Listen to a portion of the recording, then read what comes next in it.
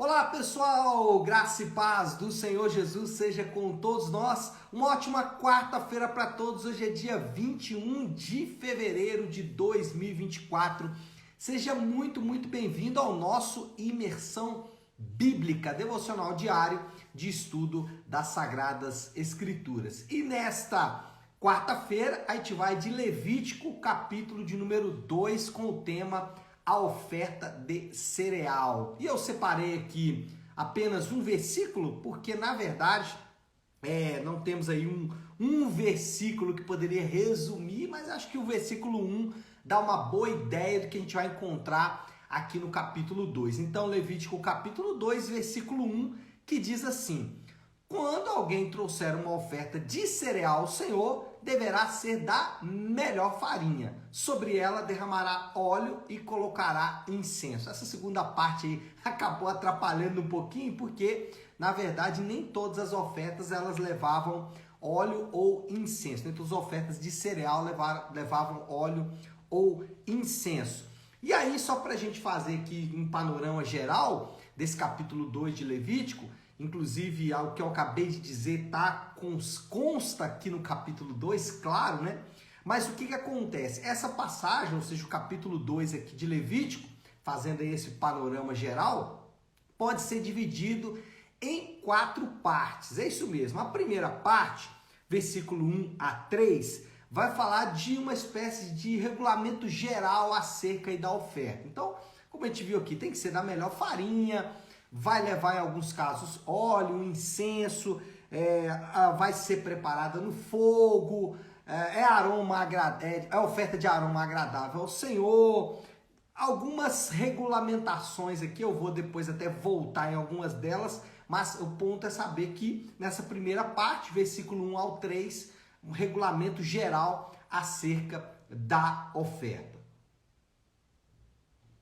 Depois, no capítulo, aliás, do versículo 4 ao versículo 2, versículo 4 ao versículo 10, ele vai falar dos tipos de oferta. Aí é aquele ponto que eu falei. Algumas levam óleo, outras incenso, outro óleo e incenso, mas algumas não. Então ele vai falar, se um de vocês, versículo 4, né?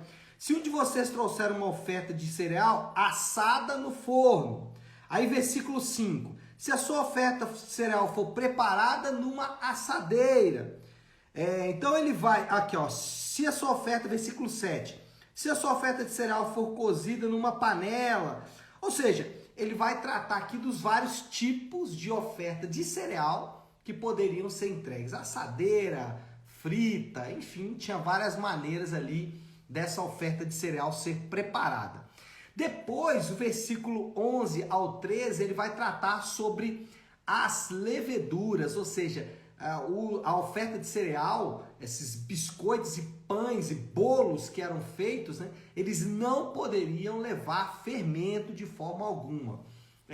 Paulo ele faz uma menção no Novo Testamento sobre o fermento e o pecado. Tá? Ainda que aqui em Levítico essa relação não tenha sido feita, e aí a gente tem que ser mais cuidadoso em relação a isso. Já expliquei isso para vocês. Quando não existe uma referência direta no Novo Testamento, a gente tem que ser mais cuidadoso.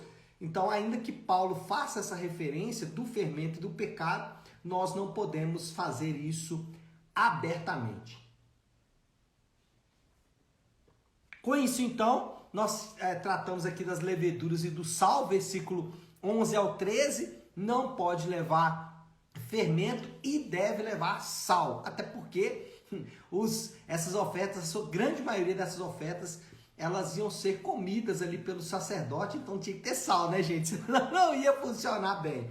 Mas o sal também tinha uma questão ali espiritual mesmo, no sentido de que ele representava, por causa da sua capacidade de durar, né? O sal dura muitos anos, a questão da aliança de Deus. Mas enfim, trata então da levedura e sal, e depois a última parte aqui do capítulo, versículo 14 ao 16, vai falar da oferta de cereal de primícias. Tinha uma oferta específica dos cereais, que era a oferta de primícias, e ele vai tratar disso aqui, versículo 14 até o versículo 16. A oferta de cereal, ela tinha uma característica, ela só era apresentada de forma sozinha, não acompanhada, quando ela fosse entregue como oferta pelo pecado, no caso de pobres, tá?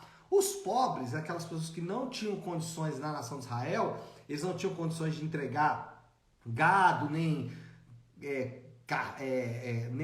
não podia entregar outro, nem rolinha, nem pomba, não podia entregar uma oferta de animal pelo seu pecado, então era autorizado ele entregar uma oferta de cereal pelo seu pecado, no caso dos pobres. Mas a oferta de cereal, ela era uma oferta que sempre acompanhava outras ofertas. A oferta queimada ou a oferta de comunhão. Como eu disse, ela poderia ser também oferecida pelo pecado dos pobres, ou também ela poderia ser oferecida como tributo. Algumas pessoas ofereciam esse cereal, essa oferta de cereal, aos reis, aos governadores ali, como tributo, ou até mesmo como presente. Era muito comum se fazer ali pães e tal, como presente a algum viajante, alguma coisa nesse sentido.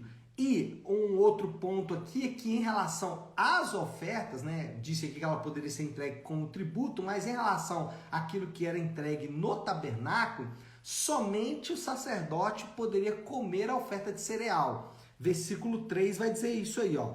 O que restar da oferta, porque o indivíduo chegava ali com a oferta de cereal, o sacerdote pegava uma porção dessa oferta, e deixa eu até ver aqui, aqui ó, versículo 2, e a levará aos descendentes de Arão, os sacerdotes, um deles apanhará um punhado da melhor farinha com óleo, todo o incenso, e queimará no altar como porção memorial. Então, essa oferta vai ser queimada com porção memorial, uma parte dela, e a oferta é a oferta preparada no fogo de aroma agradável ao Senhor. O que restar da oferta de cereal pertence a Arão e seus descendentes. Ou seja, ele pegava um punhado, queimava junto com o holocausto e o restante ele ingeria, ele usava como uma espécie ali de pagamento pelo seu trabalho, tá? Como pagamento pelo seu trabalho, pela sua vocação de sacerdote. Mas só eles podiam comer dessa oferta que era consagrada. Inclusive lá, depois vai ter um problema com Davi, que Davi vai comer os pães ali que foram oferecidos como oferta, um negócio que é uma exceção completa. Mas a gente vai chegar nisso aí mais para frente um pouquinho, tá bom? Último ponto aqui em relação a esse panorama geral aí a gente já começa a aplicar. A oferta tinha o propósito de acompanhar o holocausto como oferta de propiciação. Então era uma espécie de pão e carne, tá? Lembra que a primeira oferta que a gente falou ontem era oferta de propiciação, oferta que trazia o favor de Deus? Então, do ponto de vista teológico, nós estamos falando da mesma aplicação de ontem. Como a oferta acompanhava o holocausto, a aplicação de ontem serve para hoje também. O referente aqui mais próximo é realmente Hebreus capítulo 9, acho que inclusive depois vale a pena você, com cuidado, ler todo o capítulo 9 de Hebreus, mas eu fixei em um versículo, que é o versículo 15, li esse versículo inclusive ontem, fala assim: por essa razão Cristo é o mediador de uma nova aliança, para os que são chamados recebam a promessa da herança eterna, visto que ele morreu como resgate pelas transgressões cometidas sobre a primeira aliança. Do ponto de vista teológico, o que nós afirmamos? Qual é a doutrina ensinada aqui, tanto em Levítico capítulo 1 como em Levítico capítulo 2? O que nós aprendemos com essas duas ofertas? Porque elas estão acompanhando uma outra. Holocausto e cereal são ofertas que são entregues juntas, são entregas conjuntamente. Então,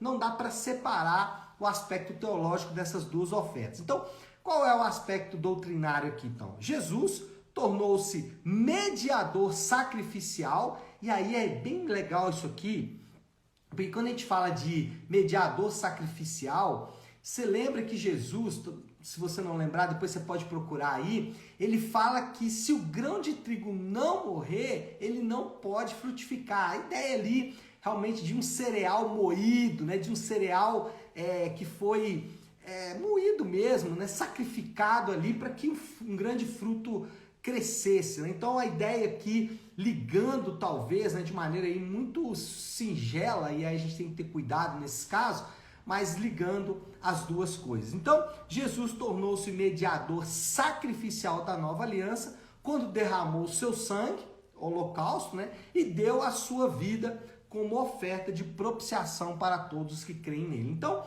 é a mesma doutrina que a gente destacou ontem. E aí, de maneira prática também, a gente vai meio que repetir o que falou ontem. De maneira prática, não precisamos de outros mediadores, e aqui a fé cristã, ela se diferencia em vários aspectos de outras religiões, até mesmo alguns segmentos aí do cristianismo entendem isso de maneira equivocada, né? Criando mediadores. Então é muito comum, por exemplo, alguém achar que o pastor é uma espécie de mediador da aliança. Não, nós temos um mediador perfeito. Aqui nós olhamos e percebemos que essas ofertas, elas funcionavam como essa mediação, né? E Jesus, agora, ele é o mediador perfeito dessa nova aliança, o mediador que se sacrificou para que essa aliança acontecesse. Então nós não precisamos de outros mediadores. Isso não significa que nós não precisamos de outros irmãos, isso também não é verdade. Falei agora há pouco aí dos sacerdotes, né? Falei agora há pouco aí dos líderes ou pastores, enfim, nós somos ensinados no Novo Testamento que esses homens foram dados por Deus como dons de Deus à igreja para a edificação da igreja. Efésios capítulo 4, Paulo vai dizer isso, que os apóstolos, profetas, evangelistas, pastores e mestres, eles são dons de Deus, presentes de Deus, dados à igreja para a edificação da igreja, mas não como mediadores, apenas ali como instrutores, no máximo que eles podem chegar. Outra aplicação aqui que também vou repetir de ontem é que nós não precisamos buscar o favor, ou seja, não precisamos que Deus seja propício a nós de alguma forma. E aí isso aqui é extremamente singular à fé cristã, porque em todas as outras religiões, ou até alguns segmentos, como eu disse, do cristianismo, as pessoas estão buscando o favor de Deus de alguma forma, fazendo algum tipo de sacrifício, algum tipo de conhecimento. Então a busca por conhecimento para alcançar o favor dos deuses de alguma forma. Enfim, a fé cristã é a única que parte do pressuposto de que Deus já está favorável ao seu povo. E nós fazemos não para buscar o favor de Deus, para de alguma forma tentar conquistar o favor de Deus por meio das nossas obras. Não, nós fazemos porque conquistamos o favor de Deus. Em forma de gratidão, como se fosse, eu vou usar uma palavra aqui que é pesada, mas só para você entender, né? Paulo chega a citar essa linguagem lá em Romanos capítulo 1, como se fosse uma espécie de dívida mesmo. É uma espécie ali de maneira de retribuir ao Senhor, né? Claro que a gente não consegue de forma alguma, mas é só para a gente tentar entender que nós não fazemos para comprar o favor de Deus. Nada. A fé cristã não funciona assim. Ela funciona exatamente como gratidão. Então, aquela ideia de que quando as coisas não estão indo bem para mim, eu devo estar fazendo alguma coisa errada, né? Ou eu devo fazer alguma coisa certa para que Deus se torne favorável. Então, eu preciso fazer a oração certa, eu preciso fazer a oferta certa, porque as coisas não estão indo bem, porque eu não estou agradando a Deus. As ofertas de holocausto, ofertas aqui previstas, né, como essas ofertas de propiciação, elas nos lembram que Jesus é a oferta definitiva como propiciação para alcançar o favor de Deus. Então o crente não tem que fazer nada, pastor? Pelo contrário, o crente tem muita coisa a fazer, bastante coisa por sinal, muita coisa mesmo. Só que ele faz isso não para alcançar o favor de Deus, mas simplesmente em gratidão àquilo que Deus fez por ele. Essa é a verdade que nós aprendemos nas Escrituras. E a última aplicação, e aí volto a dizer, estou apenas refletindo a aplicação de ontem, porque as ofertas são iguais, eu não posso, não faz sentido, né, buscar outras aplicações. Nós temos que pensar, e talvez o Senhor está querendo nos afirmar isso, né, nos assegurar sobre esses assuntos, é uma forma de pensar aqui. Mas vamos lá, terceira aplicação: como não se entregar completamente a alguém que se entregou completamente por nós, né? É uma espécie de pergunta, e eu já fico com essa pergunta aí como uma espécie de aplicação final. A ideia ali do corpo do Senhor Jesus ter sido moído como uma espécie ali de trigo moído por nós, né? E aí também muito legal, ainda que o texto não faça essa referência, mas nos ajuda a lembrar, o corpo do Senhor Jesus por vezes é denominado de pão nas Escrituras, né? Ou a gente, quando toma a ceia ali, a gente toma um pão, lembrando do corpo moído do Senhor. Então, a ideia realmente dessa oferta de cereal é nos lembrar que o corpo do Senhor foi moído por nós, foi ali transformado em um pão, né? Que nós nos alimentamos, inclusive dele, todo mês, quando fazemos a ceia, alimentamos de maneira espiritual, é claro, física também, mas ali mais simbólica do que qualquer outra coisa. Mas qual é o ponto, né? Essa oferta de cereal, ela lembra que o nosso Senhor não deixou reservas, e isso é importante porque o cristão, ele não pode ter nenhuma área de reservas em sua vida. Então, aquela história de que eu tenho reservas em relação a Deus, eu faço isso, mas até certo ponto, não se encaixa com o ensino do Novo Testamento acerca da oferta de Jesus, que foi uma oferta completa. E aí eu já entro na moral da história, né? Porque é a mesma também de ontem, né? Estou refletindo aqui exatamente a mesma oferta. O radicalismo exigido do discípulo de Cristo tem uma base fundamental. Por que Jesus chama os seus discípulos a serem radicais? E aí volta a dizer, no segundo ponto aqui da nossa aplicação, nós não buscamos o favor de Deus, mas nós temos muita coisa a fazer por causa do favor de Deus. A ideia de que somos chamados para um discipulado, para sermos discípulos de Cristo de forma radical. Então, o discípulo de Cristo não pode ser morno, ele não pode ser mais ou menos, né? Ele não pode ser um pouco aqui, um pouco ali, não. Ele tem que ser completo, é um chamado completo. Por quê? Porque o que Jesus fez foi radical, ele se entregou de maneira completa. Então, o radicalismo cristão, a exigência desse radicalismo tem uma base fundamental. Jesus foi radical. Então, Jesus se entregou de maneira radical. Então, o discípulo não pode ser nada menos do que radical. Ele não pode ser nada menos do que o seu mestre foi. Se o seu mestre foi moído, né? Então, o cristão não pode ser nada menos do que isso também. Existe uma identificação entre o mestre e os seus discípulos. E a oferta de cereal nos lembra aí dessa farinha moída, desse trigo, aliás, não dessa farinha moída não, desse trigo moído, transformado em farinha, depois transformado em pão, amassado ali, transformado em pão. Então, essa oferta de cereal nos lembra disso. Basicamente a mesma aplicação que a gente fez ontem, porque a oferta de cereal, como eu disse, ela acompanha a oferta queimada, a oferta de holocausto, acompanha outras ofertas também, mas acompanha a oferta de holocausto. Tá certo, pessoal? Bom, eu acho que tá bom, né? Falei pra danar já. Vamos orar, vamos colocar tudo isso aí que a gente falou diante de Deus. Se você puder, para um instante o que você está fazendo e vamos juntos buscar a Deus em oração. Querido Deus, Pai de amor e graça, Senhor, nós nos deparamos nessa manhã com essa oferta, com esse ensino de que os israelitas entregavam ali uma oferta de cereal, um trigo ou cereais moídos para que pudesse ser produzido ali os pães.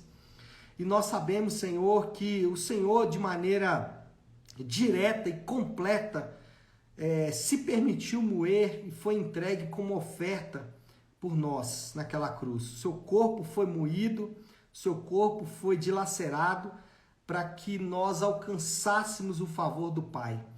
E é diante dessa oferta que nós nos deparamos em louvor e gratidão ao Senhor. Nós não podemos ser nada menos do que radicais, assim como o Senhor foi. Mas precisamos da sua ajuda, Pai, porque por vezes nós vamos criar desculpas, subterfúgios, vamos tentar, Senhor Deus, negociar, porque o radicalismo do chamado do Senhor por vezes nos incomoda. Por isso eu peço ao Senhor que nos dê graça para entender esse chamado e para atender esse chamado. Assim nós oramos e o fazemos em nome de Jesus. Amém. Amém, pessoal? Bom, então é isso. Nós vamos ficando por aqui. Que Deus te abençoe. Uma ótima, uma excelente quarta-feira para todos. Fiquem com Deus.